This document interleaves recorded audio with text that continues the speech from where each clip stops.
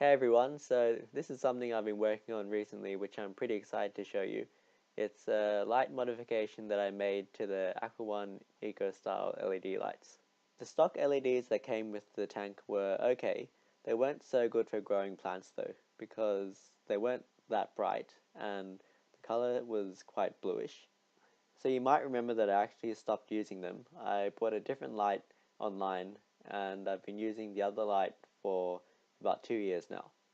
The thing is though, is that I think the tank looks a lot better with the hood on, and another benefit of using the hood was that I would get a lot less water loss through evaporation.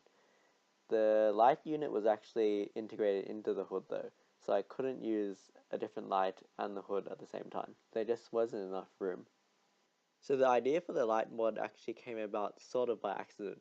I was looking at LEDs on eBay for a completely different project, and I noticed these strip LED lights and thought, hey, they look a lot like the ones that came on the Aqua One tank.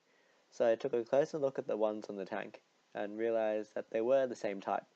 So they're not exactly the same brand, but the LED type was the same and the width of the strip was the same too. Once I discovered this, I realized that the thing above and below the strip of the LEDs, that was actually two more slots where I could potentially put more strip LEDs in.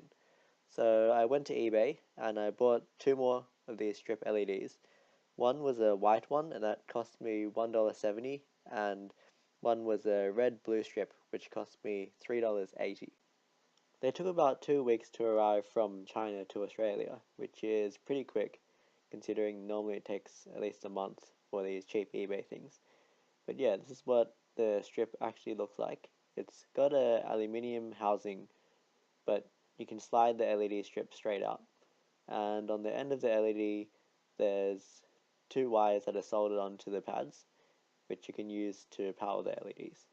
So the first thing I had to do was to cut the LEDs shorter because the heatsink was around 40 centimeters and the strip was around 50.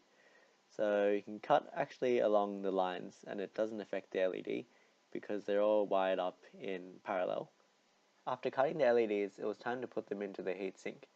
I bought some cheap thermal paste from the local computer store and I'm putting it at the back of the strip just to help a bit with the heat dissipation.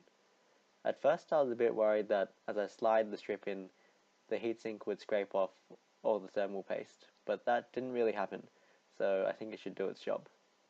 Next I soldered some wires to connect the two new LED strips together.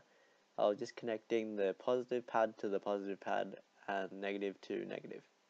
I also soldered some wires onto the ones that were already connected onto the LED strips. That was just to extend the length so that I could run them outside of the hood. After that, I drilled a hole into the back of the hood so that the cables could go through there. Then it was just a matter of putting it all back together. To power the LEDs, I used a regular 12-volt power supply that I already had. This one was rated to a max current of 2.4 amps, which is more than enough for the two strips.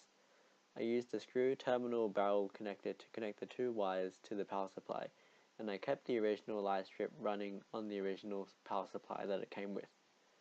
So this is the tank under the new lighting. It's a fair bit brighter than the old light. Couldn't quite capture the color of the new light very well on the camera, but I think it looks really good. It has a bit of a purplish tinge, but the color of the plants and the fish look much better. Anyway, that's it. Hope you enjoyed watching this video, and thanks for watching.